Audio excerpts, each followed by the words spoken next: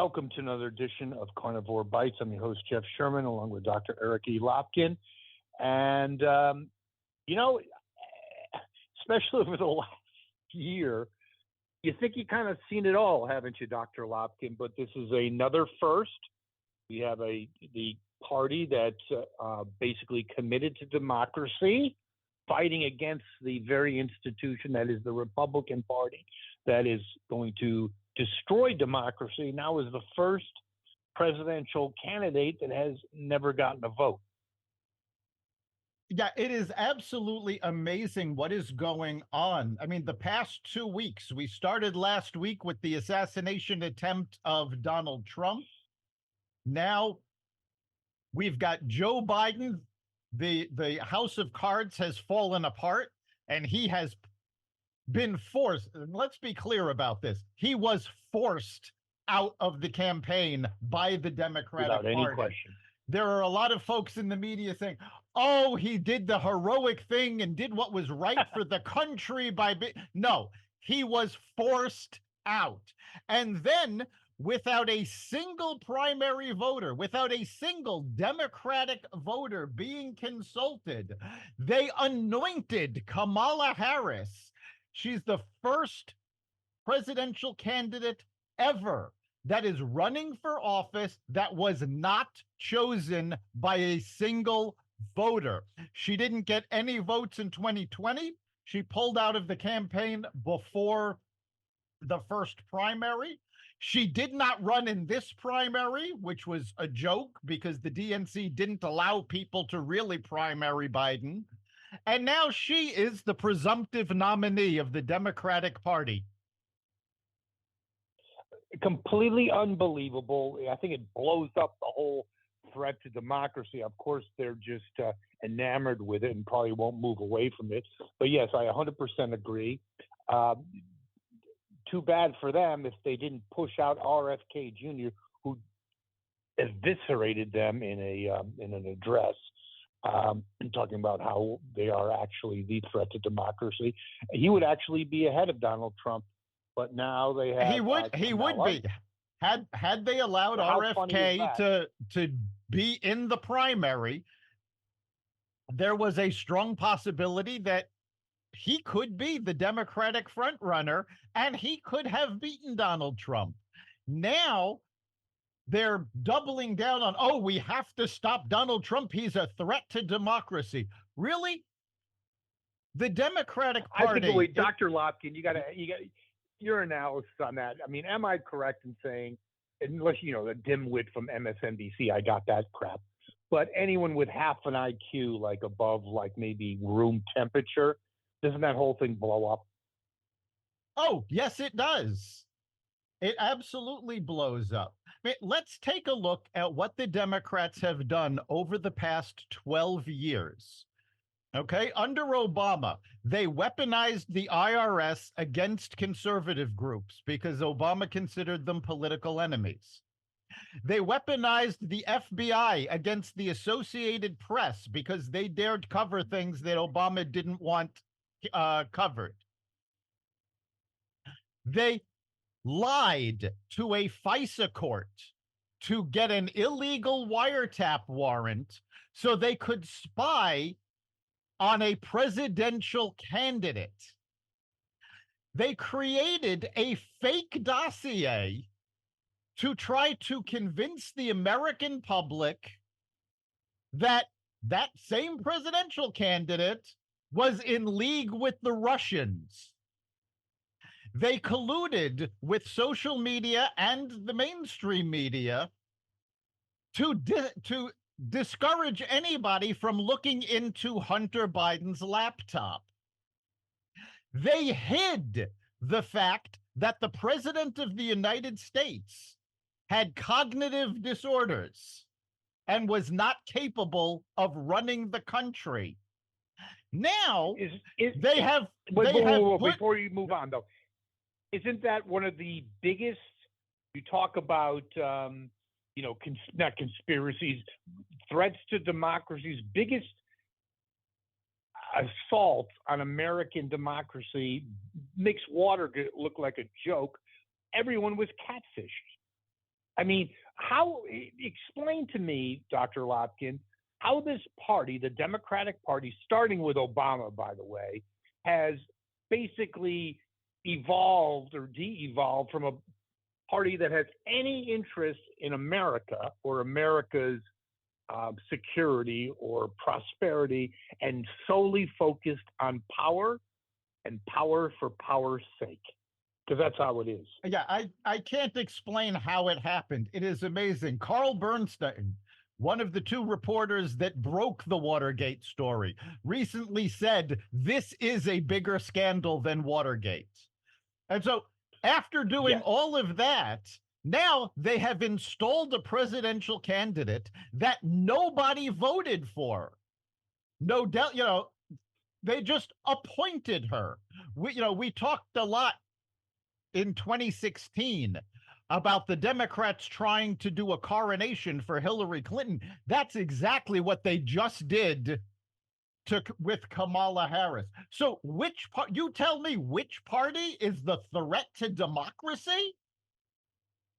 Yeah, I didn't know, it's very interesting. Be careful what you wish for, because I don't know how of course they're going to continue it because they're fixated on it. So I don't see how it works at all, quite frankly. And, on the Kamala situation, what do you think of this? I'm going to ask you, I'm not going to say a word. How do you think this evolved? Okay, there's a really big honeymoon. They've unburdened, to use her terminology, they've unburdened her from, or their party from Uncle Joe, who was blown out. I mean, it's not cognitive decline, it's cognitive incapability. It's a disaster. So how does this whole thing play out? I mean, there is a honeymoon now. There's more. At least they can be somewhat hopeful, but let's give it to you. There is a honeymoon period now, and I don't know how long the honeymoon is going to last. Originally, I had thought that the honeymoon was going to last until the convention, and then the convention would actually push her a little bit up, because generally there's a post-convention bump for every candidate. Without a doubt. So that was what I had initially expected.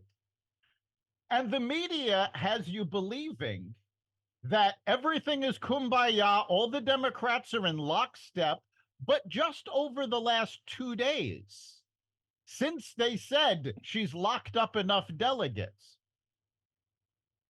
we had one mega donor, a real estate developer in Florida. I'm forgetting his name, but he donated $1 million to the Joe Biden campaign. He has come out and said, this is a sham. Kamala Harris can't win. I'm not giving you any more money. Grant Cardone, who is a real estate developer in New York and marketing and personal development guru, lifelong Democrat, came out and said, this is ridiculous. This is not democracy. I will not support you. This is ridiculous. Kamala cannot win. Black Lives Matter came out and said they will not support Kamala Harris because she was not elected by any primary voters. So you've already got people coming out that the Democrats, one, were relying on for money, and two, in the case of Black Lives Matter, relying on for votes in the general election, already coming out and saying, no, this is not what democracy is. We will not support Kamala Harris. So I think that's isn't it bigger also with the entire, actually, especially with black women? They just immediately, they talk about being liberals being racially biased. I'll just use that term. They just assumed because she was a person of color, she's not completely African American at all, that blacks who are African Americans would just jump to her support. No, it's not happening, social media has been filled with African American men and women coming out and saying they will not support Kamala Harris. They didn't like her to begin with. They didn't like her when she was Attorney General of California. They didn't like her when she was a senator from California. They refused to support her when she ran for president in 2020. Why the Democrats think they were going to change their mind now and suddenly support her is beyond me. And let's take a look also. A lot of people who actually know Kamala Harris and have worked with her over the past 4 years have come out giving descriptions of her. The nicest thing any of them said is that she's an intellectual lightweight. It gets much more negative from there. Her staff as vice president, she has had higher turnover than any vice president in history. And they all said the same thing, because she treats her staff horribly. Well, because she's entitled. She never really worked for anything, but that's a whole completely different story. I actually heard an extremely funny little tidbit of her staff leaked, or people that left, that she was going to be at some dinner, with diplomats, and the staff had to actually recreate beforehand that dinner. Go ahead. Yes, I heard that same story. They had to create a mock dinner for her so that she would be able to handle herself during the actual event. Now, Joe Biden, in his resignation, initially did not endorse Kamala Harris, and then later came out with an endorsement of her. And of course, they had a phone call with her in Delaware, where he said he had complete faith in her. Let's look at this. The White House staff, and I'm talking about Biden's staff, not Kamala's. The White House staff has said repeatedly that Kamala Harris refused to take on any task that had any risk involved with it. She didn't want to do anything where she could be perceived as a failure. Her own staff said that she refused to do the homework that was necessary for some of her appearances, for most of her appearances. So she does not want to do the work. Now, let's take a good look at Biden's faith in her. Joe Biden named Kamala Harris as AI czar. She was responsible for crafting policy dealing with artificial intelligence. And when the heads of the AI companies came to the White House to discuss policy and how they could self-regulate, Joe Biden sent Kamala Harris to California. She was supposed to be in charge of this. And when the people actually building AI came to talk about it, Biden sent her the hell out of Dodge. This is the faith that he had in her. And you ever see the little video excerpt of, and it's a real one. It's almost like a Saturday Night Live skit before they went woke. And it's her with dignitaries from around the world, and she's saying, we're all at this meeting to address, very important issues. I'm Kamala. I'm a woman. I'm in a blue suit, and my pronouns. I mean, come on, how can you take someone serious? It was absolutely ridiculous. And I don't know who said it, but it just cracked me up. I heard somebody on some TV channel. I wasn't paying attention at the time, but they started talking about Kamala Harris. It was one of the news programs. And the guest said, nobody wants a head of lettuce for president. And that's all she is. Every time she opens her mouth, it's word salad. And they said this, and I just started laughing. It's like, this wasn't a pundit saying it. This was a person off the street. Yes, it's interesting. So how do you think this plays out? She has the bump. The other thing that has not been addressed yet, because it's a honeymoon, coronation, whatever you want to, liberal mainstream corporate media is on board with this. They destroyed on purpose because that was their mission, Uncle Joe, and now it's time to make love to Kamala. But the record is the record. And before you get onto her record, I also find it troubling that no one asks Democrats when they say he's got, Uncle Joe's leaving and his record was unparalleled. They just let it go. I think it's a really stupid thing, almost dereliction of duty as a journalist. Probe and say, what about his record is so stellar? Could you please elaborate? But they don't. I find that frustrating as someone that's in the media.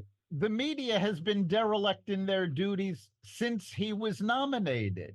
We've already heard that reporters started getting indications that he was not mentally there from Biden's own staff as early as 2021. Chuck Todd himself, the political analyst on NBC News, said that Biden staffers were talking about this in 2021.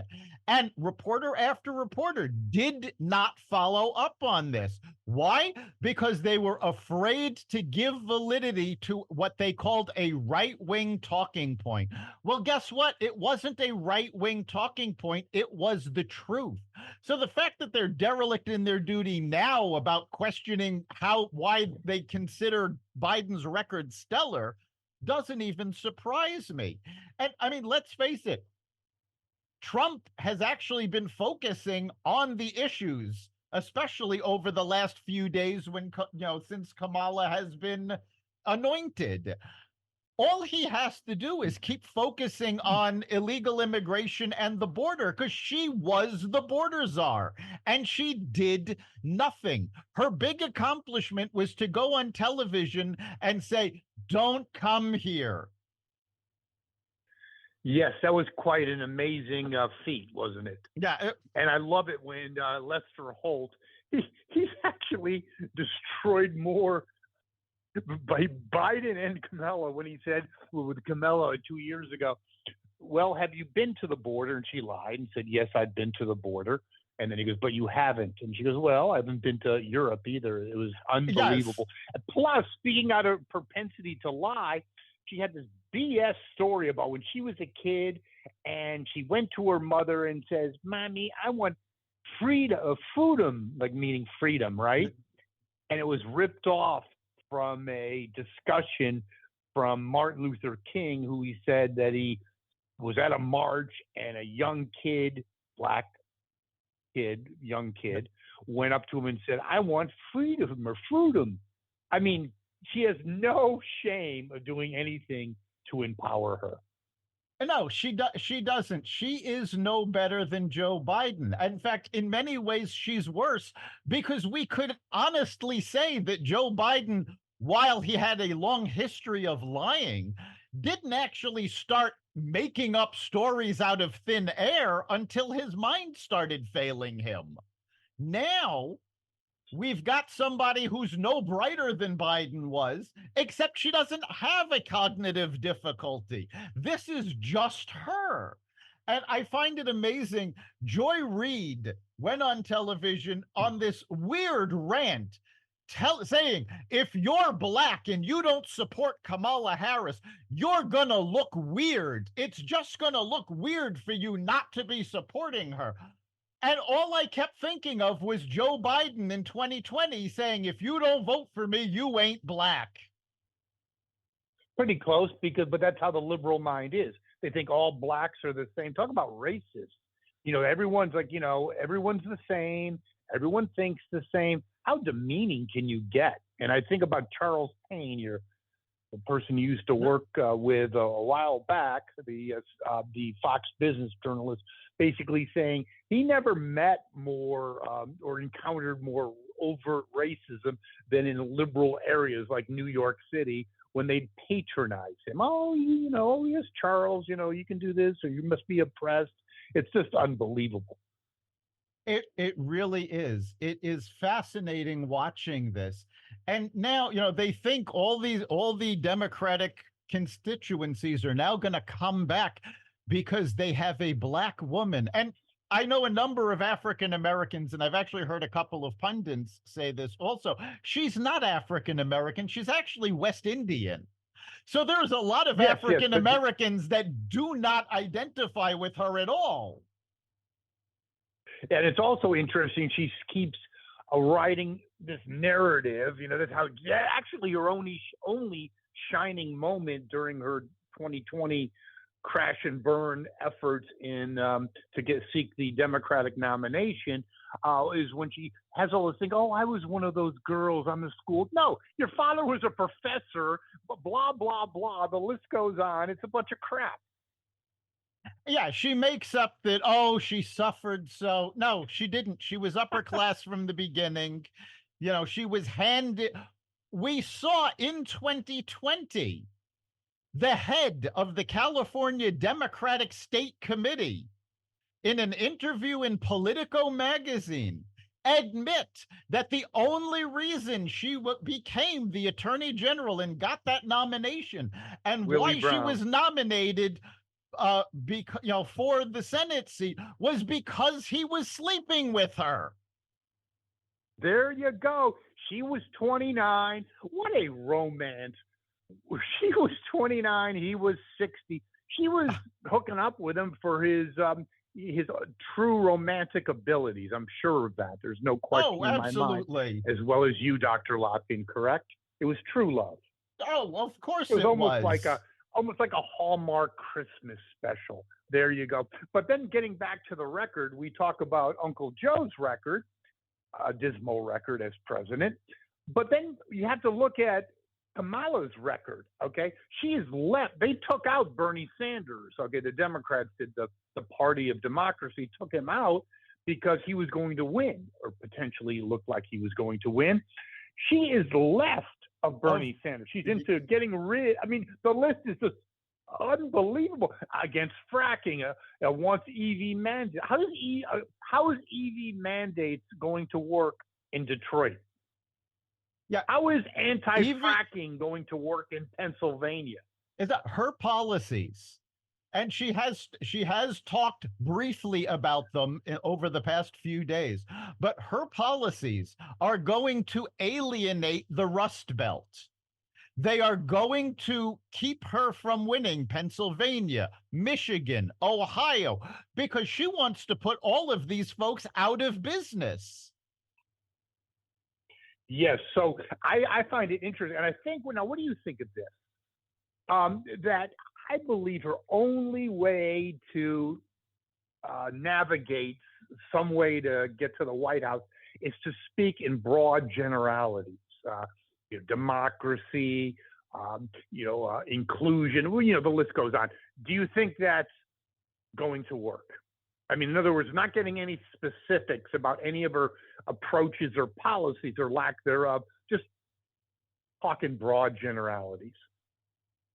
Well, I don't even think she has any idea about how her ideas would work. Some of these ideas that she has floated in the past, such as universal basic income, such as Medicare for all, these would actually bankrupt the country. And by the way, as somebody who has had to deal quite a lot with Medicare, anybody who is in favor of Medicare for all has never dealt with Medicare. I mean, this is absolutely ridiculous. And again, I don't think she's even going to focus on the broad strokes. Based on the speeches she's given over the past 2 days, I think all she's going to be focusing on is Trump is a criminal. Trump is a convicted felon. Trump is a danger to democracy. Meanwhile, you've got Trump, who literally took a bullet for democracy. Yeah, and it's also interesting. Don't push a button that you don't want to push, because when she's talking about being, her whole shtick now is that she's a prosecutor and he's a felon. You don't want to really touch too much on your record as a prosecutor. Probably not. That's just my humble opinion. What do you think, Dr. Lopkin? No, it's actually going to backfire on her because the only real support she has is from the left. Well, left-leaning pundits have actually said she needs to not talk about her days as a prosecutor because everything she did was against the left. It's going to alienate the black market. It's going to alienate all of these incredibly liberal left-wingers that, want prison reform and want judicial reform, because she was the antithesis of all of this. So that's going to alienate the only base she has. And let's not forget, talk about alienating bases. Her stepdaughter has been raising money for Hamas. How do you think that's going to play in the Jewish community? Not really too well, and especially when her approach to Israel is beyond belief. I mean, the first, she's totally into reversing our support for Israel in large measure. Yeah, the first decision she made as a candidate was that she was going to do a campaign stop instead of doing her job as vice president and presiding over the joint session of Congress where Benjamin Netanyahu was going to address them. This, by the way, is a historic speech because it is the first time that any foreign leader has addressed a joint session of Congress 4 times. Winston Churchill only addressed Congress 3 times. And her first decision was, I don't need to be there. Doesn't matter that I'm vice president and I'm supposed to be in charge there. Somebody else can do this. I'm going to go on the campaign trail. Well, doesn't that bring the bigger issue up that, for our Jewish listeners out there, you may want to rethink about supporting Kamala and the Democratic Party because your party, members of your party, in fact, I think it's 60 members of your party have boycotted, as we speak, Netanyahu's address to a joint session. Yeah, it's absolutely unforgivable. They seem to have forgotten that the Jewish vote, it was for years incredibly important to the Democratic Party. And like the African American vote, like the Hispanic vote, they have just taken it for granted and they have done nothing to help the Jewish community, the African American community, the Hispanic community. And the further left they go, the less help they're giving these communities. So they're actually turning their backs on the voters that have gotten them where they are, while at the same time, Donald Trump is actively reaching out to these communities. No Democrat on a national level has ever held a rally in the South Bronx before Donald Trump. There was, and I can't remember where it was, there was an African-American church that Donald Trump spoke at, that the Reverend actually said to him, "Thank you for coming. No one has ever come to listen to us before." Yeah, no, it's all absolutely all there. It's just very interesting. I just don't understand, why the support continues, but that's another issue. I think it is absolutely diminishing, especially after looking at the RNC convention. But kind of on a lighter note, how do you think Dr. Jill is reacting to all this? I mean, she basically was probably measuring up her new drapes and her new ensemble that she was going to have for her photo shoot at Vanity Fair, but it's all gone, isn't it? Goodbye. Well, no, I think this is probably the best thing that could have happened to Jill Biden. Because the longer Joe stayed in the race, the more people blamed her for elder abuse. Now, oh, yes, he decided to, as a family, we decided to do what was best for the country and step aside. And now she can get her book deals back. Now she can get her motivational speaking gigs back. Where before she Yeah, was a maybe she get her part-time job at the community college back. right, before she was a pariah. Now she can actually resurrect herself as, she was the first lady that helped Joe Biden come to see the light about how important it was for him to recuse himself and to hand the reins over to the next generation. Well done, because she's always putting America first, isn't she? Oh, absolutely. Again, Joe Biden was forced out.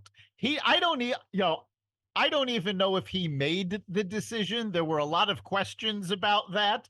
And in fact, That would certainly question that. the Babylon Bee, which is an incredibly funny humor magazine, posted on social media the news headline: Biden staff struggles to figure out how to tell Joe Biden that he has withdrawn from the presidential election.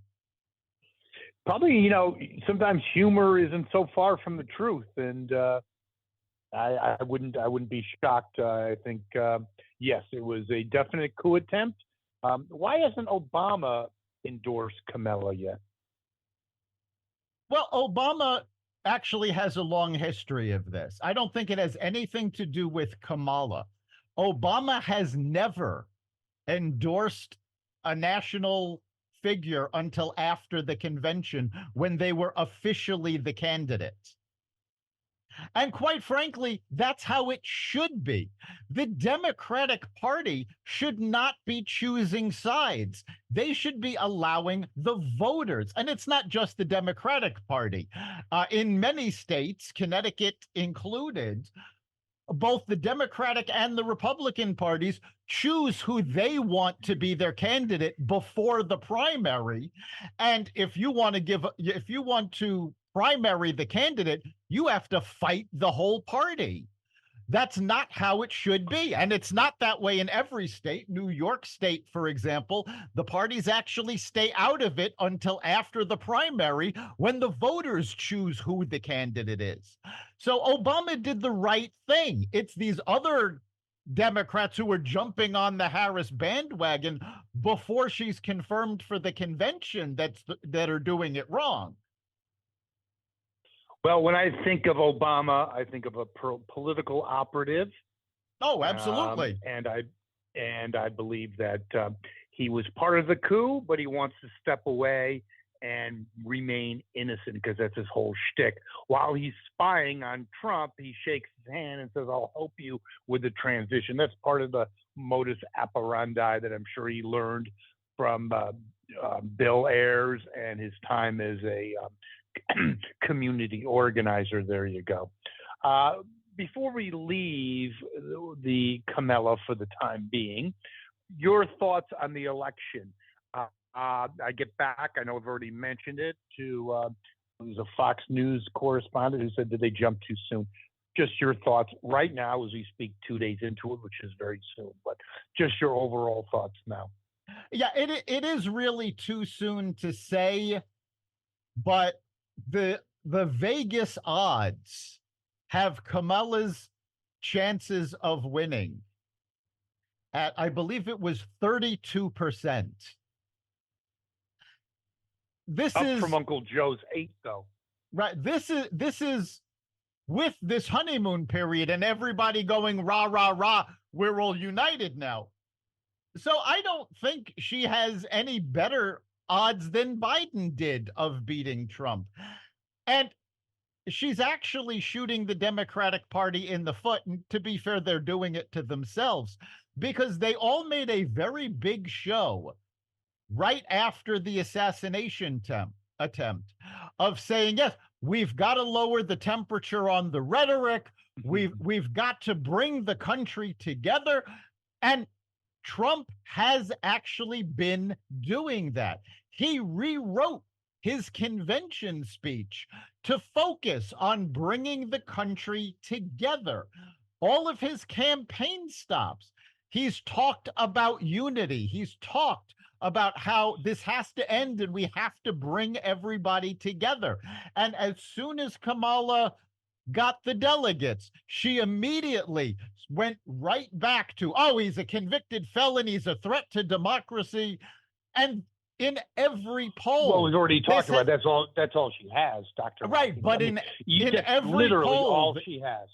right, but in every poll, this has turned off voters. They have the polling data that shows voters want to hear what you're going to do about inflation. They want to hear what you're going to do about the border. The whole threat to democracy tripe doesn't hold water. When they list what they're concerned about, that comes in at like 8th, I think, in the last polls. Which means zero, if you really want to look at it. I can't name 8 issues, but that's my pea brain. You talk about Trump taking a bullet for democracy. The Secret Service director, an amazing executive, just dropped out. I don't know why she encountered what she did. I would have done it before then. It was kind of inevitable. But your thoughts, and the FBI will give us a full assessment, I'm sure, of what happened in Pennsylvania. Yeah, you want to talk about unity? This was the first truly bipartisan thing we have seen in 12 years, possibly longer. The Democrats and Republicans united calling for her resignation because her performance in this was abysmal.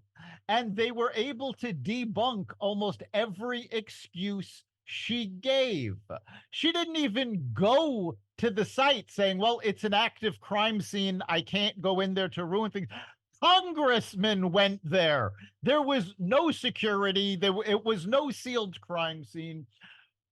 Even more interesting than her resigning, though. I mean, now we're being told that the Secret Service does not have enough manpower to cover all of the people. So they shortchanged Donald Trump's protection, even knowing that there was an active threat against him from Iran, in favor of protecting Jill Biden. Now, Dr. Jill. Right. What I'm waiting on, and I'm hoping that whatever is going to happen actually comes out. It might not. But representatives of the Butler Police Department have told the FBI and several congressmen that they need to discuss with them in person items about the Secret Service's behavior on that day. So hopefully we will find out what it is that's got the local PD so concerned about what the Secret Service was doing. Yeah, very interesting. Although the former director now was trying to throw the Butler Police Department and the Pennsylvania State Police under the bus. And also, what do you think? I love this part. The pitched roof, that was unbelievable. You'd have, heroes in the past and basically the pitched roof, which is like a 1 degree pitch. That's pretty unbelievable. Yeah, it was ridiculous. It was, saying they couldn't do anything because of the sloped roof. The joke just became that the Secret Service is now looking for roofing professionals to join the Secret Service. There you go. Yes, I told my friend who's a roofer, go for it. Yeah, it's abysmal. This is, and again, this is the same problem we now have with our military. It's the same problem we have with so many government agencies.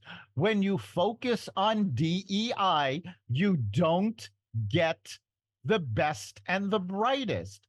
You need to hire the best, especially in something like the Secret Service, where literally lives are at stake, regardless of their race, creed, color, gender. You just want the best. You should not be putting quotas saying we need 30% of Secret Service agents to be women. You know what? If these 30% that our women are strong women who are capable of taking a bullet and acting on a moment's notice, that's great, fine. But I don't want to see, which we did see at the assassination, a 5'2" female Secret Service agent next to the Overweight. overweight Secret Service agent next to the president. And if you take a look at the photo at the moment, you have one Secret Service agent guarding Trump, pushing him out of the way, and this female agent ducking to save her own life. That is not who we want in the Secret Service. And I don't care if it would have been a 5'2" male, overweight, doing the same thing. That is not who we need in the Secret Service. We need to stop hiring to fill quotas and go back to a meritocracy where we get the best people we can. Agreed 100%. Speaking of the best people we can have, Gen Z, when I was out of college in the 80s, the Reagan era, it was DINKS and all these other abbreviations or whatever. And it was dual income, no kids. Now we have with Gen Z, it's called NEETs. No employment, education, or training or training / certifications. And that means it completely dropped out of anything with essentially no ambition whatsoever. And it's 20% of the Gen Z population. Little alarming, I would say. Well, I'm actually going to go out on a limb and say it's probably a lot higher than that, because most of the Gen Zers who have gone to our elite Ivy League universities also have no education and no training and, no employment, because they didn't learn anything that's going to be of value in the real world. And we're starting to see that in the job market. Now, it is very difficult for a recent grad to find a job, partially because the economy is shifting and partially because they're not prepared to do anything. Yes, and let's go one step further. You talk about the NEETs. I love this because you're Ivy League, elite, spoiled brat. Yes, when they were involved in the Palestinian protests, they went from first class to cargo because their chances of getting a job are the same chances of me playing Major League Baseball. 0. Pretty much. I mean, I remember, I can't remember. I'm blanking on his name, from Shark Tank. O'Leary. Yes, Kevin O'Leary. Kevin O'Leary was actually talking about this, about the fact that thanks to AI, even with the masks and the burqas and all of the other things, they can still identify who these students were. And when they run background checks, and let's face it, except for the most basic entry-level positions like cashier or, McDonald's worker, everybody gets a fairly intensive background check now. They can tell who these folks were, and they are not going to be hired. So you've got 100%. Any job now, any job has the extremely thorough background check, like any kind of salesperson, you name it, anything that has any responsibility, maybe even working at a Mac store. How do you like that? An Apple store. Yeah, it's becoming more and more common. And you have to understand that for the potential employer, they hire companies that do this on a regular basis. And these companies don't just run a traditional credit check. They do a credit check. They run checks on social media. They go on the dark web to find out what else is out there about you. These are incredibly detailed. And the only thing that some of these don't do anymore, and it depends on what state you're in, is drug testing.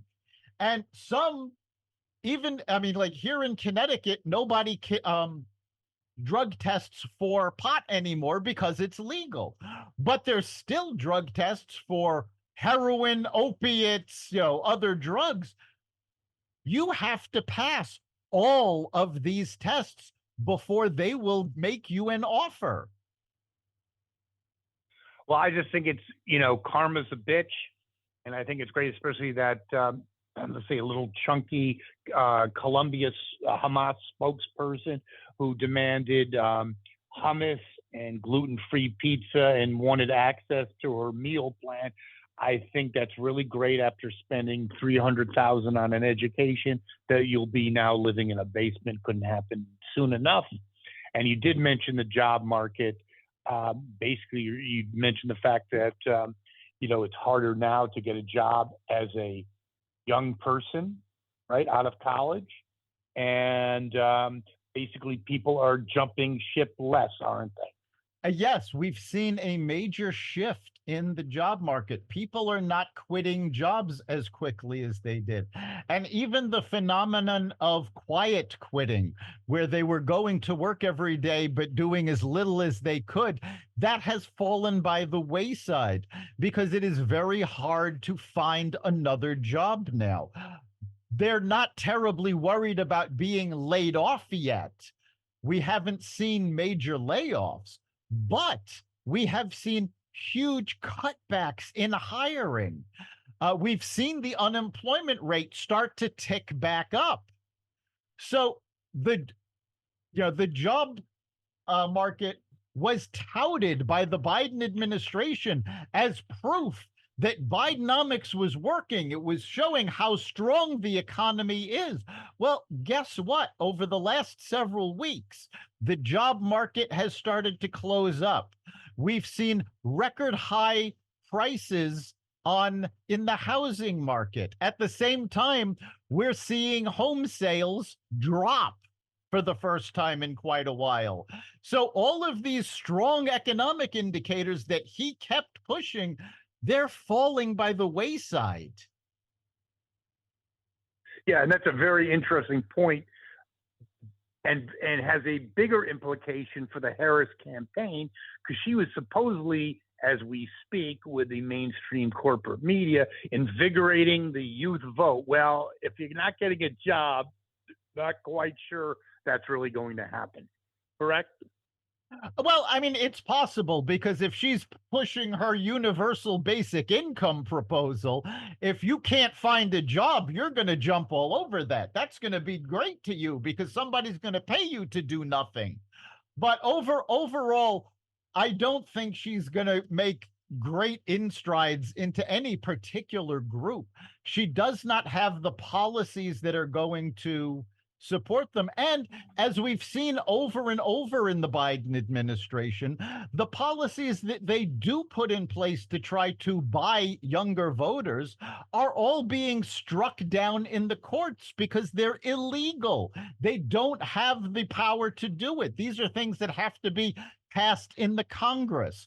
We just saw once again Biden's student loan forgiveness has been halted by the courts because he did not have the ability to do this.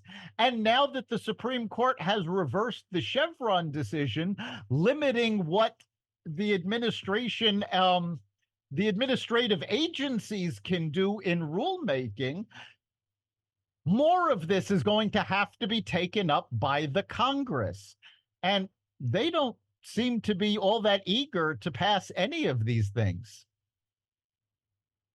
I would agree with that. And as we speak, the spokesman, Jean Pierre, said that she does not think that Biden will be a lame duck president. I don't think the sky is blue, Dr. Lopkin. Yeah, I love that Biden also said, he's going to be active now. He's going to be on the campaign trail for Harris, and he's going to be passing legislation. Really, he thinks he's going to get anything at this point past the Republican-controlled... That did catch my eye, Dr. Lopkin. Legislation. Yeah, he couldn't pass legislation to paint doghouses. Right. He thinks he's going to get anything past the Republican-controlled House. And let's remember, the Senate only had a 1-vote majority for the Democrats. unless Kamala Harris had the deciding vote. Well, guess what? Democratic Senator Bob Menendez is about to leave the Senate. He is scheduled to leave because he was convicted of criminal activity and bribery and collusion. He is supposed to leave by August 10th, which means they don't even have the votes in the Senate to get anything passed. Yeah, but I get that. That's the logistics of it. Even if he had a Democratic Senate, he's not getting anything. No one needs because Washington responds to power. He has none. Yeah, he is a lame duck president at this point. He's not going to get anything passed. And I don't honestly think the Republicans are going to get anything passed at this point either. But that's basically it. Between now and January 20th, Congress is shut down for the season. They'll be holding hearings. They'll be trying to impeach each other, but that's about it. They're not actually going to get the work of the people done. And I put this blame squarely on both parties. No question about it. And speaking of the people, did you see that that tweet that Chucky Schumer sent out about, I think it was about he just bought a house and he was going to go grilling, but he took it down because people pointed out that, first of all, the cheese was put on while the burgers were still raw and there was no fire. Other than that, it was a great barbecue. Yeah, that was his 4th of July tweet. He was soundly mocked for this. And I think that is the major problem that the Democrats are having. They're all about pushing the right image rather than actually doing something.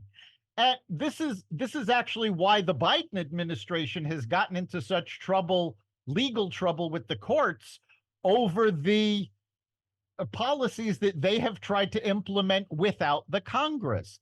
It seems fairly obvious at this point that at least 3/4 of the Congress, both the House and the Senate, both parties, don't actually want to make any decisions. They don't actually want to do their jobs. And I think and I also think for me it hit home that the Democrats, supposedly the party of the people, yes, okay, in a Wayback Machine, are not. Nancy Pelosi, the person that went into Congress worth $100,000, is now worth $10 million. Chucky Schumer, these people never barbecued a burger. They're elitist, out of touch morons, quite frankly. It just came out that when Kamala Harris entered the Senate, she had $120,000. She is now a multimillionaire. Somebody explain to me how that happened. Well, also explain to me how you can be a DA and blah, blah, blah, and only be worth $120,000, but that's another issue. That's why you want universal income. Dr. Lopkin, another great podcast. And our listeners, as always, can contribute to the show, can't they? Yes, they can. Go to the Carnivore Radio Facebook page. Message us there. You can also go to the brand new xvadio.com/connect. Let's hear from you. Tell us you want to talk to us about Carnivore Radio, and let us know your opinions. And of course, you can catch every episode of Carnivore Bites at xvadio.com, the Carnivore Radio website, the Apple Podcasts app, Google Podcasts, Spotify, iHeartRadio, Audible, Amazon Music, and other platforms that respect freedom of speech. Thank you, Dr. Lopkin. See you next week. We'll see you then.